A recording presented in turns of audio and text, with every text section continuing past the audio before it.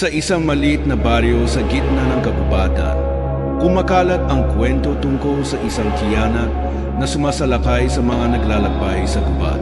Maraming mga bata ang nawawala at hindi na muling nakikita, at sinasabi ng mga matatanda na ito ay kagagawan ng isang tiyanak, isang demonyong nag-aanyong sanggol upang dayain ang kanyang mga biktima. Isang gabi, si Aling Pilar, isang matandang babae na kilala sa baryo, ay nagpasyang magtungo sa kabilang baryo upang magdala ng halamang gamot para sa isang may sakit. Habang naglalakad siya sa makitid na daan ng kagubatan, biglang narinig niya ang iyak ng isang sanggol mula sa kabahuyan. Malambing ang iyak, tila nagmamakaawa, kaya't nagmadali si Aling Pilar na hanapin ito.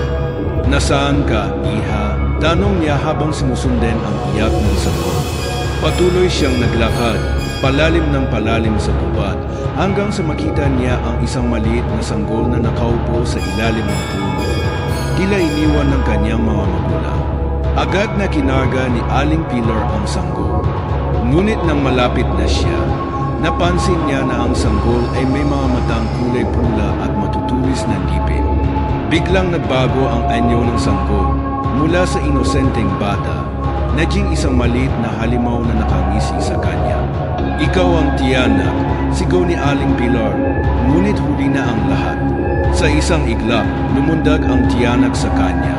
Kagat-kagat ang kanyang lig at sinipsip ang kanyang dugo. Naglaho ang sigaw ni Aling Pilar sa dilim ng kagubatan at walang nakarinig sa kanya. Kinabukasan, natagpuan ng mga taga-baryo ang bangkay ni Aling Pilar sa gitna ng kagubatan. Walang dugo ang kanyang katawan at ang mukha niya ay puno ng takot. Mula noon, iniwasan na ng mga taga-baryo ang pagpunta sa kagubatan, lalo na tuwing gabi. Sinasabi ng mga matatanda na ang tiyanak ay naroon pa rin, nag-abang ng susunod na biktima. Naririnig pa rin ang iyak ng sanggol sa kalaliman ng gabi. Isang paalala na huwag magpalinlang sa inosenteng anyo, dahil ang tunay na halimaw ay nagtatago sa likod ng walang muwang na mukha.